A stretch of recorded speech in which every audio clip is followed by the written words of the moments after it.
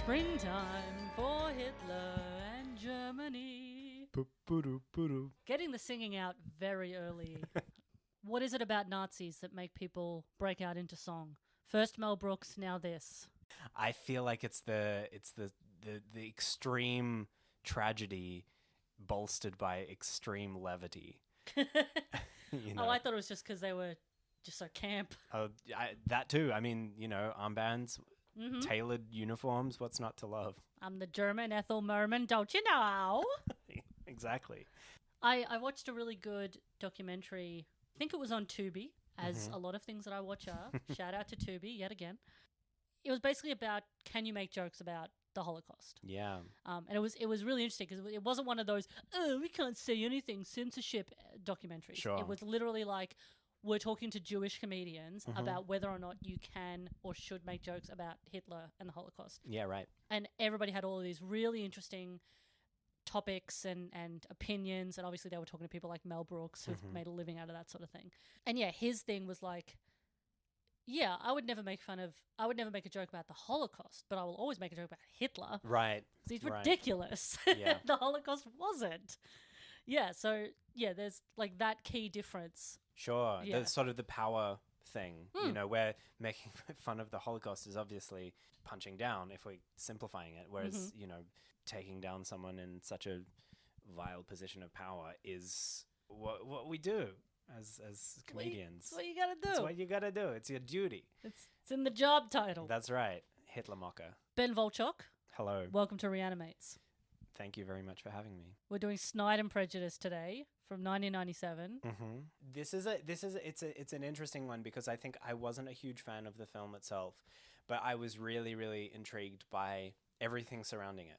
A lot of what went into it, a lot of the people behind the scenes, the format of it, the structure of it. I think it was all really, really interesting and intriguing stuff. The film itself, maybe not so exciting to talk through. And we were saying before, doing a blow-by-blow synopsis of this film would be like reading out the Wikipedia entry to Hitler's rise to power.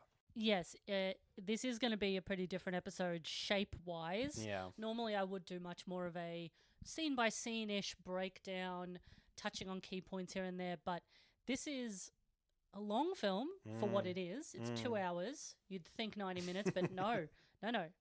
We need every inch of tape. And it's also, as you said, it's pretty much, apart from a few key differences, a biopic of Adolf Hitler's rise to power and his sort of political life. Yeah, and personal life. Yes, we'll get into that, obviously. Well, did you know, Lisa Dibb, that this film has deleted scenes?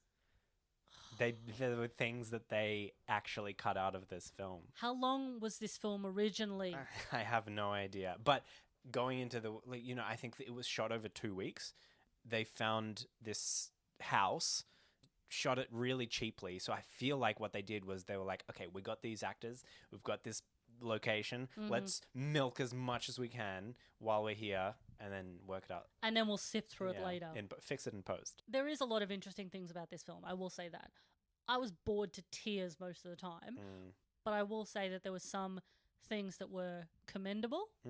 I don't know if maybe it would help if I were in a different mood or if I was more of a World War II nut. I like history, but, World War II, it's been done a lot. And also, much like, unfortunately, some of the films I've been doing recently, not nearly enough Jeffrey Combs. I feel like that's a little bit of, not a curse, but like it's what happens once you've watched more than, say, 5 Jeffrey Combs films. Because he's a jobbing actor. He's very much a working actor, and I'm very interested to know who the connection was in this movie, because as we'll talk about, there's a lot of connections between actors, but I don't know how they connect to the filmmaker. So this was written and directed by Philippe Mora, who's, he's French-Australian, which I didn't know, but I didn't know anything about Philippe Mora before I watched this again for the second time. He was born in France, raised in Melbourne, of all places, which is where we are recording this, which is kind of fun. We could let's just call him up and get him on the podcast. Surely he's dead. No, he's still alive. Oh. Yeah. Why didn't I get him on instead? Goodbye, Ben. I'm leaving. All right. Understandable, really. Yeah, he's in his 80s, I think. Okay, so he's probably not listening to podcasts. Born in 1949. There was a documentary about him a few years ago. Mm. What year was he born? 1949. Born in 1949, Philippe Mora. I was trying to work out how to describe him to people. Probably his most commercially successful film might be Mad Dog Morgan, which is an Australian film starring Dennis Hopper. Yeah, the bushranger film. But he also did sort of maybe a more direct connection to this podcast. He did The Howling 2 and 3. Yes, which are much maligned horror films. I know that Joe Dante hates them. Yeah, right, okay. Surely they're perfectly serviceable horror films in their own way. Yeah. He also did The Return of Captain Invisible. Also something called Dracula Nazi Hunter, How I Learned to Love Christopher Lee and Drink Atomic Bombs. Oh, yeah? Which, if you look on the IMDb page, it says that the only cast member is Christopher Lee and that it's all archival footage. Okay. So what is it? It must be a documentary, surely. About Christopher Lee? Yeah. Yeah? Or Christopher Lee as Dracula. Is there a synopsis? No. Okay. Mad Dog Morgan was also the first Australian movie to get a 4D cinema release in the United States. Good for them. It went on to receive the John Ford Award in Cannes in 1976. And in 1977, Philippe Mora was nominated by the AFI, which is the Australian Film Institute here, for Best Director for the film. Oh, there you go. So he's much more successful than I thought. When I was looking at how kind of cheap this movie is, I was like, oh, this must just be one of those low budget, cheap and nasty films. This has a staggeringly good IMDb rating compared to the other films. Consider Faust, which was the last episode you were on. Yeah. Compare what people generally thought about Faust to something like this. This is actually pretty well regarded. People are like, it's got problems, but they also respect and like it. Yeah. Very interesting. Possibly because of the pedigree of the filmmaker and the cast. There's it's quite a stacked cast as well. And I think potentially also just because of the way the subject matter was handled in a fairly innovative way. Yes, it was sort of very repetitive and very one note, but I think potentially even for the time, I actually found a contemporary review by David Stratton from Variety, and he says that, I don't know if this was a backhanded compliment or not, but he says, Snide and Prejudice is by its nature dominated by dialogue and performance and could have worked equally well on stage. So I can't tell if he's saying this should have been got on stage, but then he says, but despite what seems to have been a modest budget, Mora's skill in exploring the lives and times of these evil characters should not be underestimated. Pick is often savagely funny, and McFadden's Hitler is an astonishingly vivid characterization. Yeah, okay. So, David Stratton, one of our premier movie critics here. Yeah. Fun fact, David Stratton and I share the same favourite movie. Which is? Singing in the Rain. Singing in the Rain. Mm-hmm. There you go. Oh, the other thing I didn't know about Philippe Mora is his dad founded the Australian Museum of Modern Art in Melbourne, which obviously isn't around anymore. Yeah, well, that explains... I mean, yeah, so looking at his parents, his dad was Georges Mora, who was a resistance fighter in the Second World War, resistance fighter in the Spanish Civil War, got quite a history of anti-fascist action. Mm-hmm. And then Philippe's mother was Mirka Mora. It's sort of... I didn't connect the surname, but she's, an exceptional, very well-regarded Melburnian artist. She's passed away now.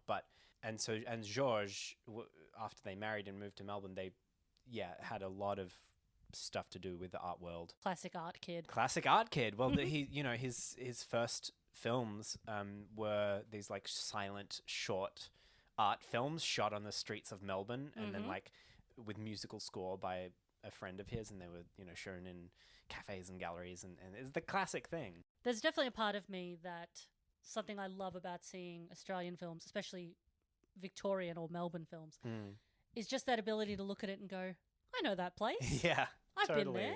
Yeah. I remember watching Death in Brunswick and just trying to look at all of the locations and be like, that's my pub. That's my local. The best thing is when it's like a foreign film that has been shot in Australia, and you're like, that's the, you know, outside of the, I think I was watching Predestination, which technically Australian directors, but it was like, oh, that was shot in Melbourne Uni. Yeah. This bit is like the outside of RMIT. Yeah. Whatever. Well, let's get into it. As I said, this is going to be a little bit different as we go through, but you'll see why. So we open on the Temporal Displacement Foundation.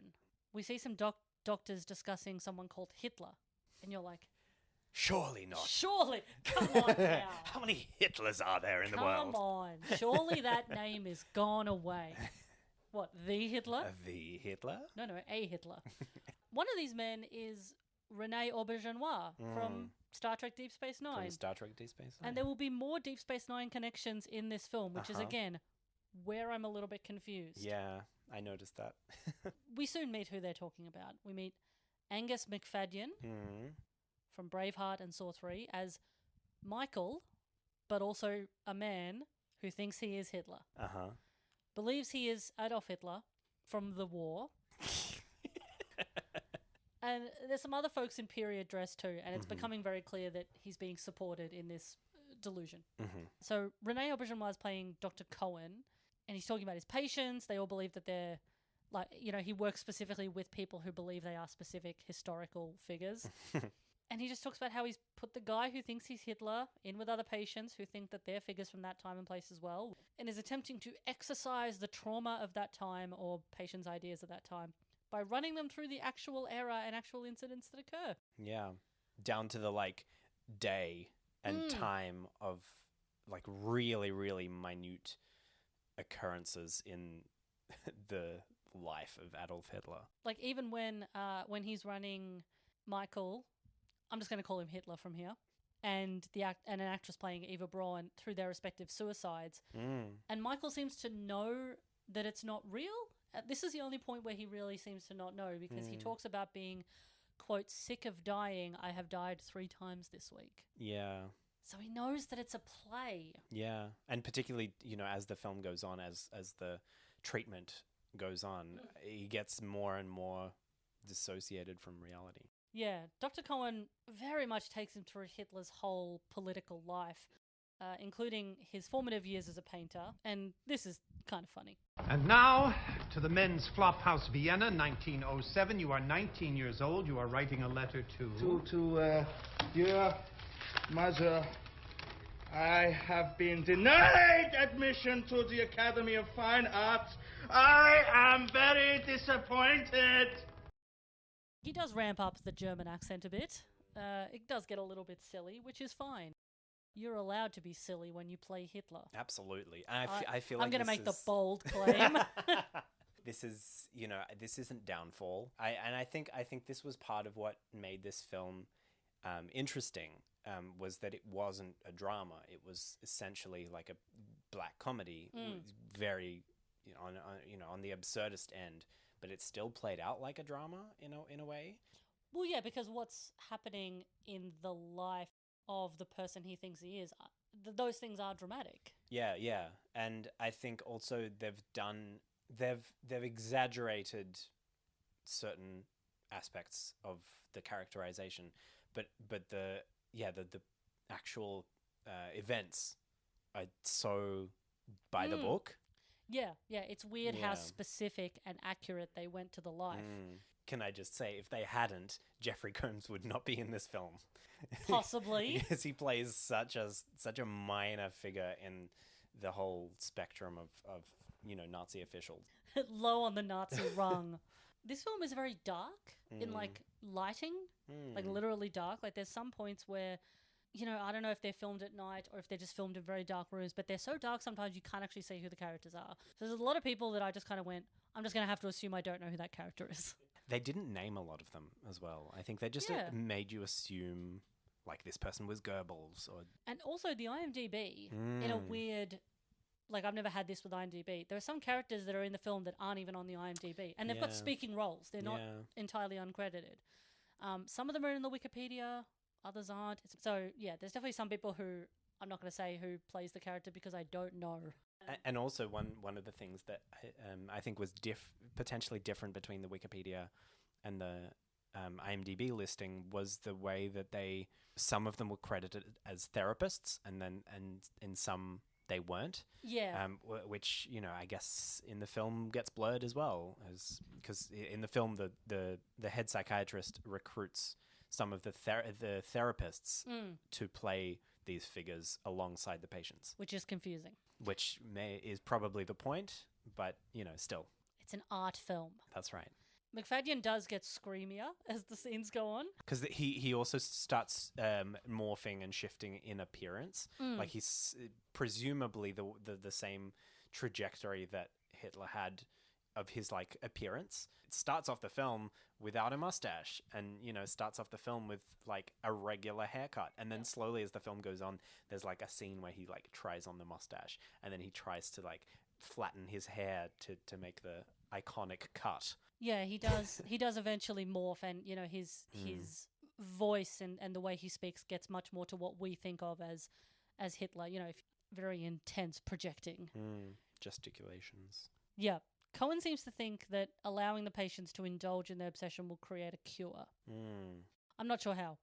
No. I'm not a psychiatrist. I don't know if this was done on purpose or just because they couldn't get enough footage, but there were some scenes where it looked like it was from a TV documentary or something, where Dr. Cohen was speaking to an interviewer and explaining his process. Yep. There were maybe, two of these scenes towards the start of the film, and they never came back. They came back once at the end. Yeah, but okay. Very briefly. Yeah, and it just sort of felt a little bit jumbled. Well, what's interesting is that whenever the non-period appropriate characters talk, they talk to the camera. So whenever Dr. Cohen introduces a scene, as in 1924, we're in Berlin, he says it into the camera. Yeah. Who's that for? Yeah, it was a little bit odd. I mean, that kind of reminded me of there's a film by Peter Watkins, who's an English film director, called Culloden, and it is essentially it's retelling the Battle of Culloden, which was a historical battle in Scotland, Scotland versus England. But it did it in the sort of form of a BBC documentary. Yeah, that was cool. These reporters going around and so what do you think of the upcoming battle? But the soldiers and stuff were in period costume and period dress and stuff, and it was quite a groundbreaking piece. And so some of that kind of harkened back to something like that, where it's you're introducing this documentary style footage, but it's this absurd it's a conscious reenactment of the period stuff rather than playing it straight, like The Office. Yes, exactly. Can't wait for Jim and Pam to get together. And by that I mean Herman Goring and Goebbels. Kiss. Yes, that's right. Here's another little sound of just, I guess, what McFadyen's doing as Hitler. After endless attempts, I finally come up with the final design. It's a red flag, and it's got a white background and a black swastika right in the middle. And I ordered armbands made for all of our members, and I've got a pin as well, but I haven't got it here, but there's a pin somewhere. And, and the Munich Post said, listen to this, the Munich Post says that the poster is an incitement to race murder.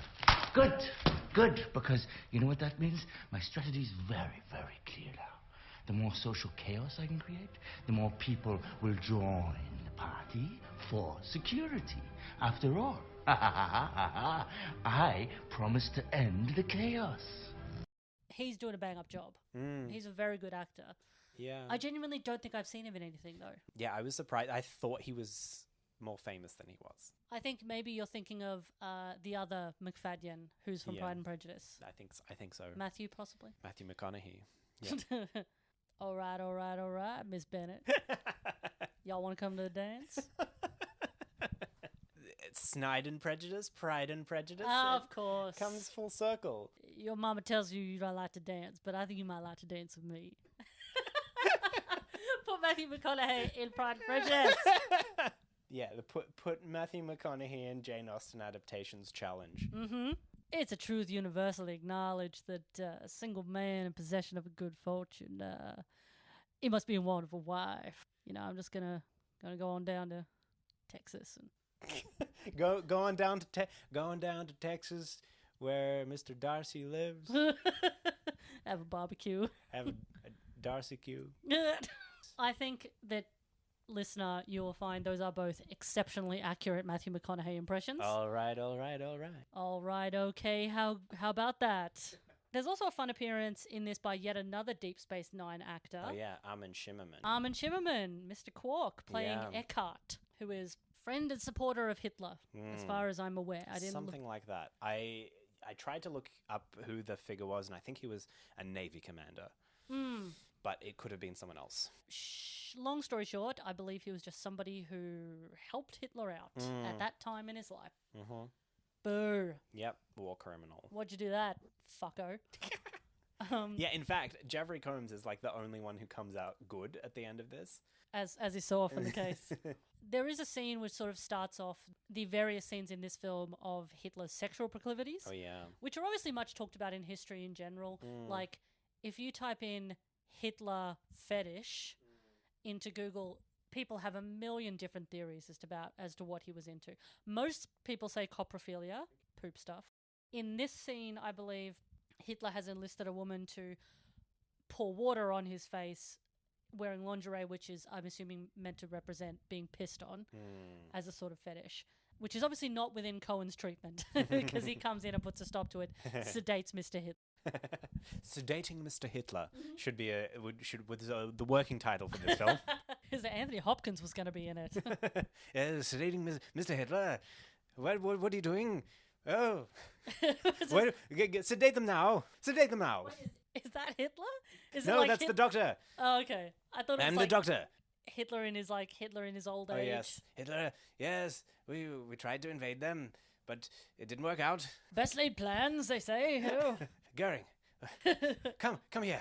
I've got some plans to discuss. Look, if you draw the line like this and draw it up and then to the right, and then you draw the same thing inverse, put a red background. It's a symbol for the ages. Eva, come here. Eva's been dead for 20 years, Adolf. You're the only one who understands me. I will say, the cinematographer, J.B. Letchinger, I presume is how you pronounce that, this was his debut cinematography position. Okay. I think the only thing he did before was a DOP slot before this. He's doing some interesting things. I mean, the lighting's fucked in this movie, but he's making some interesting creative choices. Here's just another little clip of... the cinematography. of the lighting. No, of just Hitler being Hitler in this movie. It is clear, and it has proven itself in all revolutions, through all events and all facts, that a battle for ideals, for improvements of whatever kind, must be supplemented by a war against some kind of social caste or class. Are you suggesting that you personally have no animosity against the Jews, but that anti-Semitism is a device to achieve power? Our goals are revolutionary of the first order. Look at history.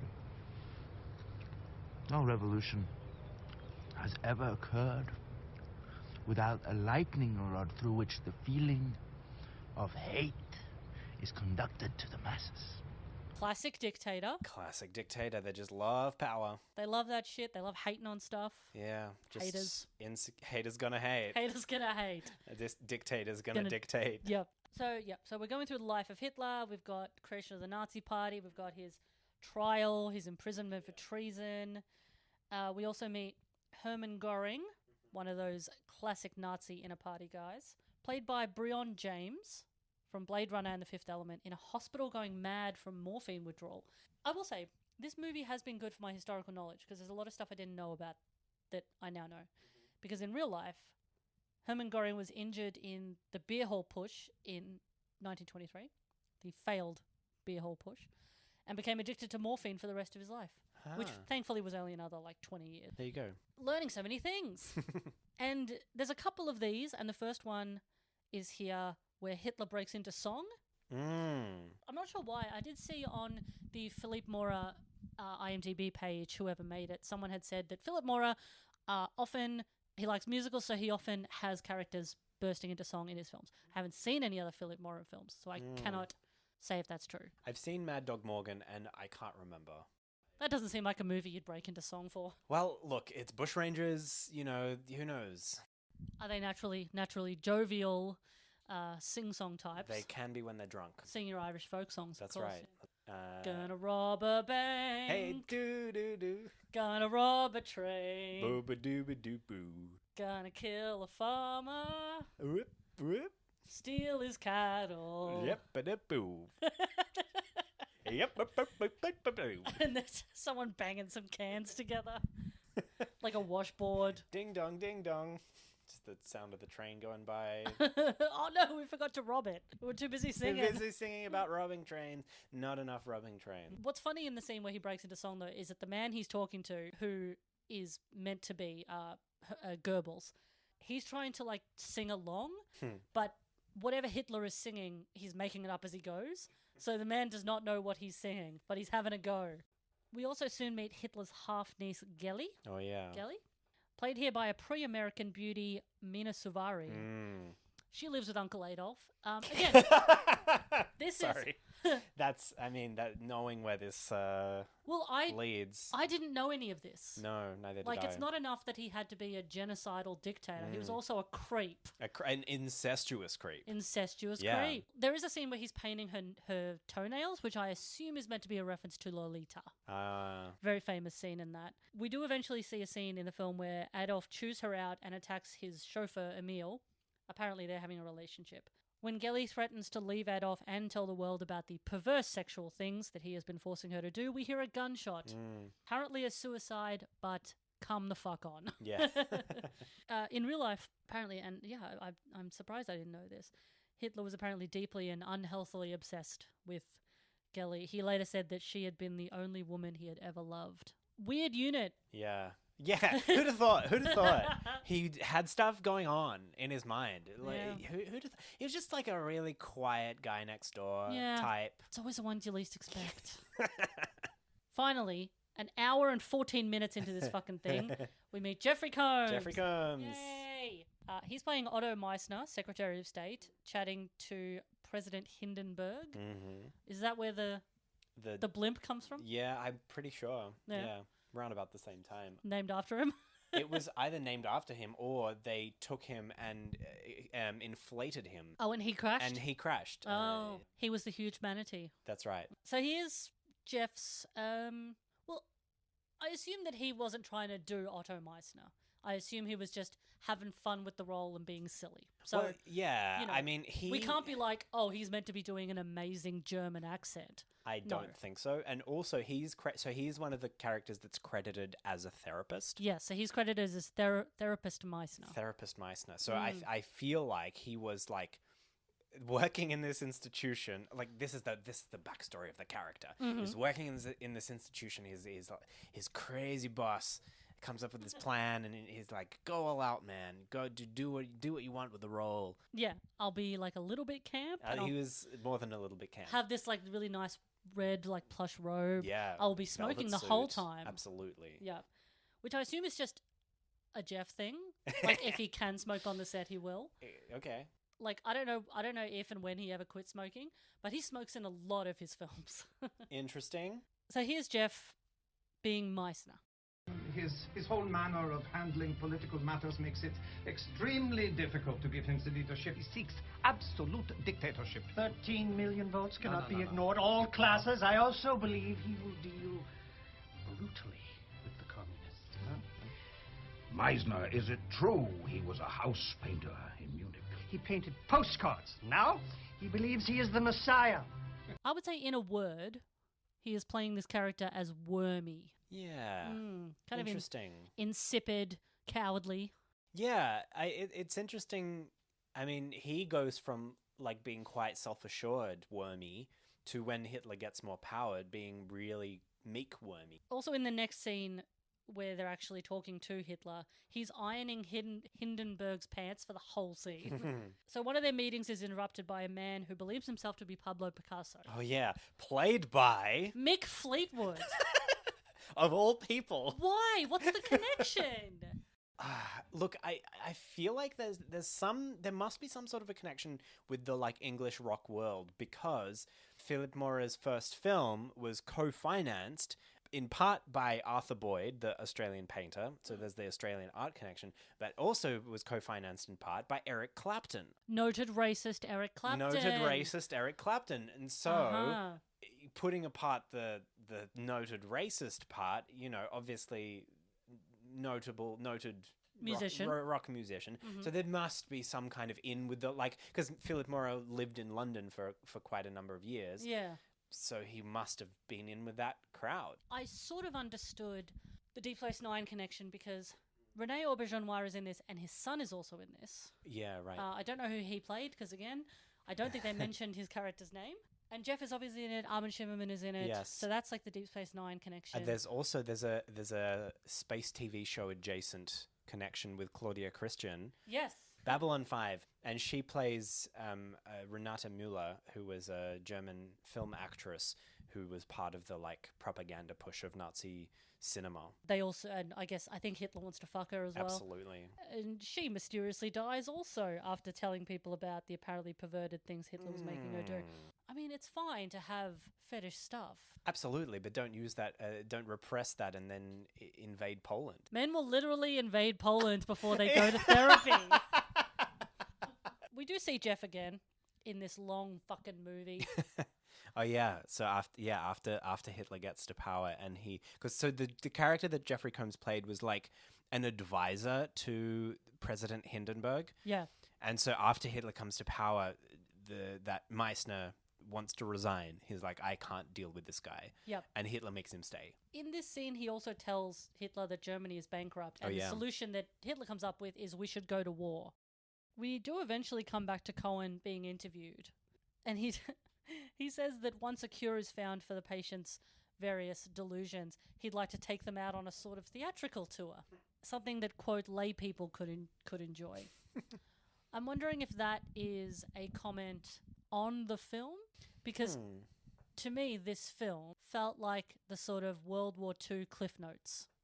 Yeah. It was sort of like a condensed, reasonably simplified history of Hitler's rise. Yeah, the events leading up to the war. Yeah. I suppose, but specifically focusing on Hitler's life. I don't know. I don't even know if that was on purpose. It could have just been that maybe Mora thought that it would be funny that a psychiatrist would think to take his very ill patients out on a theatrical tour. In a lot of the reviews that I read of this film, there were comparisons made between this and a film of a play, which I haven't seen or read, but it's called Marat Sade, or the longer title of it.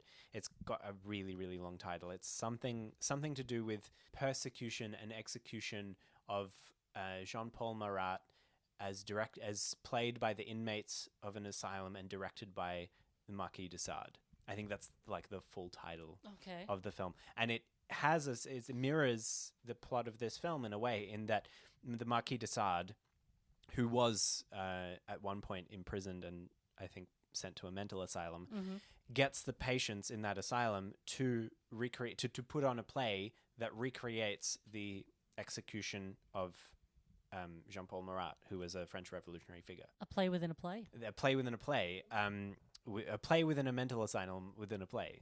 Like the Man of La Mancha. Yeah.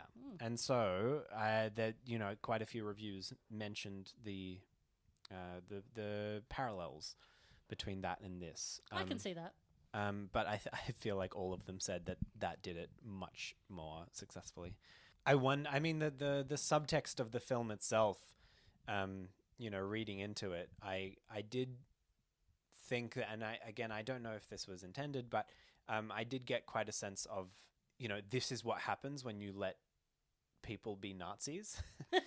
If you let it go unchecked, they will eventually just spiral into delusions of grandeur and power. And there's a scene towards the end of the film where there's like a fake out shooting. Yes. I thought it would have been a little bit bolder to leave it as a real shooting, but the fact that this is potentially what the film is trying to say, that this is what happens when you let things go unchecked and unstopped and just let it take its natural course. Yeah, like when you let something ride it out without considering the seriousness of it. Yeah. Like QAnon. Exactly. Or like the Nazis in Melbourne at this very moment. Yeah. Fuck you, Nazis. Yeah. Not a fan of yous. Not a fan. Cohen talks about taking his patients out on a theatrical tour, and that scene cuts immediately to Hitler singing his silly little song with a bunch of cabaret performers. Oh yeah, the cabaret, the Nazi cabaret, because there was a bit where someone dressed up as Hitler, and then you had Hitler on stage with the person dressed in like Hitler drag. I don't reckon Hitler would have enjoyed Hitler drag. Probably not. He was too self-important. I just don't imagine he had much of a sense of humour. No. There's these stories of him watching Charlie Chaplin's The Great Dictator, and he apparently like watched it twice or 3 times or something over and over, but no one knows what he thought of it.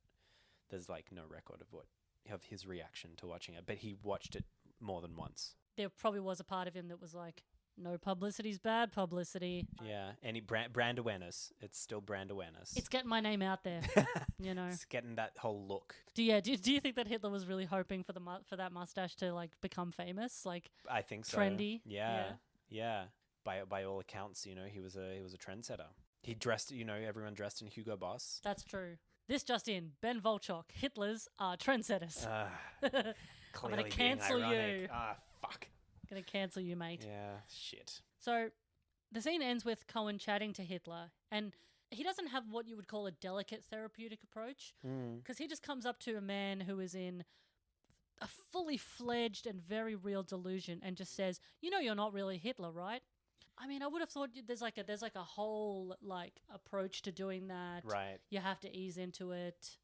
I don't know if you have to do it in like a safe clinical setting. I don't think anything about this entire asylum was a safe clinical setting. Least of all, the room full of Jesuses. Yep. Bunch of Jesuses in one room. Bunch of Jesus all together in one room. Yeah, and then there was that side plot of the random guy with a gun. Yeah. What was that? I have no idea. So there's a guy who every single time he popped up, I swear to God, I thought it was Mitch Pileggi. It wasn't. I wanted it to be. But there's a guy who pops up 2 or 3 times in the movie. He is trying to hide out in the room full of people who think they're Jesus. And then at the very end of the film, he has a gun. He tries to shoot Cohen or Hitler. I'm not sure. I think he tried to shoot the doctor. Yeah. And then he's very unceremoniously and unclimactically taken down by the nurses who just like kind of wheel him out. Like he's popped up throughout the film several times. You feel like he's going to contribute to the apex of the film. Right. And then they're just like, no, you don't, and wheel him away. Yeah. It was just also, it was quite clunkily inserted. It was really strange. I really don't know what it was for. No, neither do I. But yeah, so Cohen's just like chatting to this guy and he's like, you're not Hitler. And he's like, I am Hitler, obviously. Because you've been spending weeks inculcating this delusion and making it seem like I am by putting enormous effort into recreating certain details. So much effort. All the props, costumes. Yeah, well, there was that one scene that was quite funny where they couldn't do one of the recreation sessions because the uniforms were at the dry cleaners. Yeah. One of the 2 jokes in this film. Yeah. I wouldn't say it's slapstick. No. Hitler, obviously, you know, he sees his doctors as like fellow Germans. The way this film ends is interesting. We see Hitler, you know, he's being taken away by the doctors. To be sedated. And obviously Hitler thinks that he's just going away with a couple of his German mates. Cohen's taking notes, writing in his little book, and then a black screen appears with white text that says, more than 50 million people died as a direct result of the war started by Adolf Hitler. Cue credits. Yeah. The only thing I can think that that's for is like, oh, you've been laughing up until now? Well, look what happens when you let Hitler be Hitler. Right. It fits. Or it's for people who had never heard of this guy before. Was like, oh, this looks like a quirky movie. Just seeing this, I wonder about this guy. And then it comes to the end, it's like, 50 million people die. Oh no. I was really, following this guy's arc for a while. That's not on.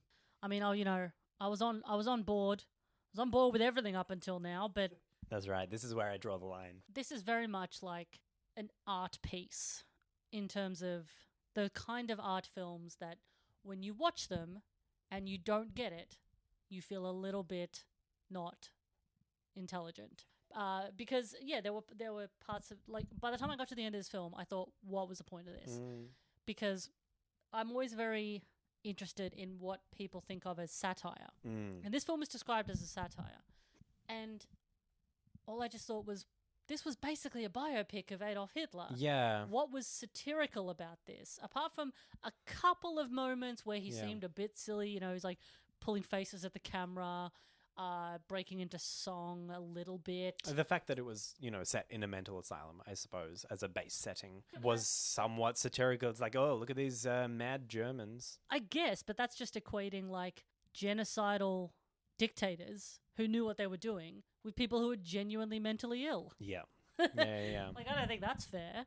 And I know that mental health discourse has come a long way since 1997. I know that. I don't think it's necessarily satirical to just be like, anyone who's a Nazi is just crazy. For sure. I don't think being racist is in the DSM. It did kind of strike me that this was, it was hinting at a point, I think. Edging ever so close. Yeah. I don't know. I liked everything about the setup, and I was genuinely intrigued for the first maybe 15 minutes, half an hour even. I was quite into it because I was, you know, waiting to see how it would play out. But the answer to how it would play out was just the same as the rest of it. And I think that's what sort of made me not really like the film by the end of it, was that it seemed to be, you know, setting up some kind of a point, but then it was very, you know, the same. And it was just an extended biopic. Yeah, because like a lot of the scenes would just be like Cohen introducing it, and he would be like, we're here in, you know, Berlin, 1926, whatever. Yeah, it's like August 24, 1926. We are here in this hall. This person is here. This person is here. This person is here. This is what happens in the scene. And then they act it out. They act it out, and it's just what would have happened on that day. Right. It's just like, okay, Hindenburg has decided that he wants Hitler to be the head of post or something, that I think he said that he wanted. And that's all that happens in that scene. Yep. Like, it's nothing that's like particularly exaggerated. Right. Really. I mean, like in that scene in particular, for instance, Jeff is like a bit camp. It's not making an overall point about what was happening in that time in history. And I think also the thing that kind of disappointed me a little bit was that it also didn't, like, it set up all of these characters behind the scenes, so to speak, of, you know, the recreations, you know, all the psychologists, all of the therapists, even the patients themselves. It, you know, it's put them on some kind of a stage. But then it didn't really tell us anything about those patients. There was no real narrative arc, if we're, you know, looking at it from that point of view, for the patients, for the psychiatrists. There was no, I kind of wished that there was more of a balance between the, you know, recreating Hitler's life side of the film and what was going on in the asylum.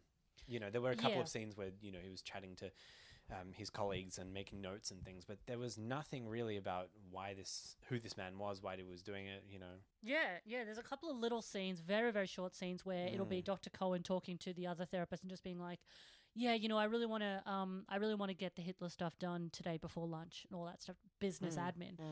But yeah, apart from the few little 3 minutes in the film is dedicated to Dr. Cohen actually saying why he's doing this. I know that Philippe Mora may not necessarily be au fait with psychiatry, I don't know, but I feel like he should have come up with a much better explanation for why Dr. Cohen was doing this and what Dr. Cohen thought would happen. Because the reasoning isn't good enough to put all of this on. Yeah, including the room full of Jesuses. Yeah, I wanted to know more about the room full of Jesuses. Well, I mean, it was called, what was it called? The Temporal Displacement Institution or something? Temporal Displacement Foundation. And so like, it seems like this is his whole MO, is getting people who believe, you know, that they're historical figures. Yeah, that's his whole thing. Yeah. And that appears to be what the entire hospital is for. But he doesn't explain enough about why he's doing it. What is it about putting all of this effort into recreating Hitler's whole rise to power that you think will cure him? Yeah. Especially when all you do at the end is half-heartedly say, you know you're not Hitler, right? Yeah. To a man who you've helped convince is Hitler. Absolutely. Like, it's really strange, the logic behind the film. And that's why I think I couldn't get into it because of those inconsistencies. And also it wasn't engaging, so it wasn't funny enough to be like a comedic satire. Yeah. And it wasn't sort of bold and offensive and revolutionary enough to be, a dramatic satire. It was just kind of boring. I would agree. Yeah, there was a few bits that I was just sort of like I was just watching it going like, why is this in here? Like, what purpose does this serve? And I felt that probably too often. Yeah, interestingly, I mean, Philippe Mora made a documentary in the early 70s called Swastika. And it was a collection of like archival footage, including home videos of the Hitlers. And that was, that caused a stir at Cannes and stuff. And so that was seemingly, he's had quite an obsession or an interest in, the life of Hitler and the Nazi ideology. I mean, his parents were Holocaust survivors, so it would make sense. But it does, strike me as interesting as to what prompted him, after having made, a documentary like Swastika, with the name Swastika, to then come back and be like, well, actually, I'm going to tackle this in this way. I think he's actually filming something at the moment. I mean, according to IMDb, I don't know when that was updated, but I think he is or was filming something that's just called something like Fascist. Yeah. There's only so many ways that you can do material that is this sensitive in a way that is actually useful to the person watching it. I also don't really understand the title either. Snide and Prejudice. Yeah. Snide? Snide. The prejudice thing, sure. Yeah. Snide. Would you call Hitler a snidey man? I don't think so. Snarky Hitler. Yeah. I don't think so. Not the word I would have gone with. He's a catty bitch, isn't he? Yeah. I don't know. It has nothing to do with Pride and Prejudice. Maybe they should have gone with sedating Mr. Hitler. Yeah, I don't know. I don't think it's being like rocking the boat for the sake of it. I don't think he was doing that. I think he was genuinely attempting to explore something in a new way. I just think that it was rushed and it wasn't thought through too well. Not that it's as much of an indictment, but the psychiatrists don't come out looking very good in this film. Like Dr. Cohen, when you consider the things his character is doing, is not a good guy. No. So I don't know if he's also trying to make a comment on psychiatry in general. I have no idea. Like I feel like there's so much vagueness in this film that you can read quite a lot into it. I mean, there would have been something quite intentional about making the character Dr. Sam Cohen and making him a very obviously Jewish doctor who is treating Hitler. And there is a scene of confrontation towards the end between them on that point. So that would have been in some way symbolic, but I don't think it all came together. So Claudia Christian is in Jeffrey Combs' episode of Babylon 5. The one episode that Jeffrey Combs did of Babylon 5, he acts a lot with Claudia Christian. Okay. That would have been around this time. I want to say 95. So yeah, maybe Jeffrey Combs was the in, and then he got everyone else. He got everyone else. Jeffrey Combs bringing people together, much like you and I. That's right. Would we even be here talking if not for Jeffrey Combs? Probably. Would we even be friends? Would we even be friends? Yes. Yes, we would. Somehow, 8 years ago, something like I that, predicted that I would do a podcast about Jeffrey Combs. Were you into Jeffrey Combs 8 years ago? It's like Lisa Dibb, Jeffrey Combs' origin. If we were to put you in a mental institution... and I started thinking I was Jeffrey Combs. I mean, that too. But I was thinking if we got someone to go into a mental institution and who thought that they were you, and we had René Auberjonois writing notes and reading from a notepad of at what point in this 2-hour-long movie would you get to the bit where you are fanatically obsessed with Jeffrey Combs? In the bit of the movie where the characters are in the lockdown of 2020, right? Where Lisa decides that she's going to watch all of Jeffrey Combs' movies as a fun little lockdown activity. and realizes that she will indeed watch everything that Jeffrey Combs has been in. Every single and thing. that maybe a podcast would be funny. I think I've mentioned on the podcast, but I saw The Frighteners when I was like 13. And the character he played in that stayed with me. Right, because he's a Nazi in that. Not explicitly, sort of. He's a Nazi. He joined the Nazis. And in some of the deleted scenes, you can see that Dammers has a swastika on his hand because he would have joined the Nazis to infiltrate them. Right. And he does have Hitler's haircut. Jeffrey Combs made it so that it was actually meant to look like Hitler's hair. He tells that story a lot. That character stayed with me like up until I was in my like mid-20s and first saw Reanimator when I was getting more into horror movies. So in a way, I've always loved him. What I realise now is that in the episode of Creepshow, the new season of Creepshow that Jeffrey Combs did, in some of the interviews that he did for that, he talks about how it was fun to play a Nazi in that. And he says, I've never played a Nazi before. And now I realise he's played it twice. Possibly 3 times. Well, see, maybe... Why doesn't he remember his own career?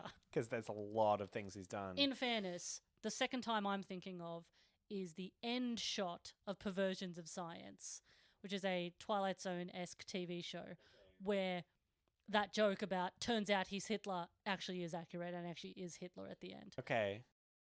So maybe he's just getting by on technicalities. Maybe he's saying that, you know, in The Frighteners, he wasn't technically a Nazi because he just joined the like cult. Yeah. Maybe in this he wasn't technically a Nazi because he was he was playing a therapist, and besides, you know, the character that he was playing was like reluctantly a part of the government. So he wasn't technically he wasn't a Nazi. He was just in Hitler's government. Technically, I wasn't in this orgy. I was just sucking a lot of dick. Yeah, individual dicks do not make an orgy. Yeah, they do. Anyway. A Nazi party. Ain't no party like a Nazi party. That's right. Because a Nazi party fucking sucks. Absolutely. Snide and Prejudice. Snide and Prejudice. Sure was a ride. Sure, if it's one of those, like, it's a ride that if you imagine a roller coaster inside a museum, and so it has to be really, really flat and really, really slow. That's the ride of Snide and Prejudice. If you're looking for a historical biopic about the rise of Hitler and the Nazi Party, that also happens to have a couple of scenes with Jeffrey Combs in it, you could do worse than this. You could do a lot better. Right. But could you? Because I don't think that there is another biopic of the life of Adolf Hitler that also has a few scenes with Jeffrey Combs in it. Not that we know of. Not that we know of. Yet. Hey, Jeff. I got a job for you, Jeff. Yes. It's interesting. Too long and very strange. That's right. But not entirely without merit. Not strange enough. Not strange enough. You thought it should have been stranger. I think to make, you know, in terms of making some sort of a point with it, it could have exaggerated more of the symbolism. Well, because I think the reason I say it could have been stranger is that there was essentially 1, maybe 2 elements of strangeness. There was the fact that it was a mental asylum and they were recreating the Nazi Party, and there was a room full of Jesuses. I feel like there was nothing more above those 2 quirks. Yeah, nothing that was particularly like surreal or strange. Yeah. Like it's a very surreal idea. Sure, exactly. At the heart of it. So you'd think they would have gone harder on that throughout the rest. Yes. As opposed to just having really boring scenes of Nazi admin. Yeah. And then at one point, Mick Fleetwood shows up and says, "I am Picasso." All right, Ben, anything to plug? Not particularly yet. I've got a show coming up in January called The Ceremony. It's going to be happening over 4 consecutive Thursdays in January, Thursday evenings. Very experimental interactive theatre in which we go through a ceremony of some description. Interesting. Any Hitlers or? I hope not. Okay. Yeah, I'm going to shy away from the Nazi content. I guess I'll still come. Thank you. Otherwise, yeah, just follow me on all sorts of social media, and I'll be announcing other new shows and things soon. Yeah. Do you want to name your social media or just want people to somehow guess? I mean, my name is Ben Volchok. I am that on, I think, every social media platform. I think on Twitter, I'm Zomgmouse. But if you type in Ben Volchok, you'll see it. Yeah, you can find me on Twitter, Facebook, Instagram, TikTok. TikTok. Yeah, you're pretty good on TikTok, mate. Oh, thank you very much. You tick that talk. I tick that talk and I talk the tick. Mm-hmm. I always say it. I tick the talk and I wick the walk. Ugh.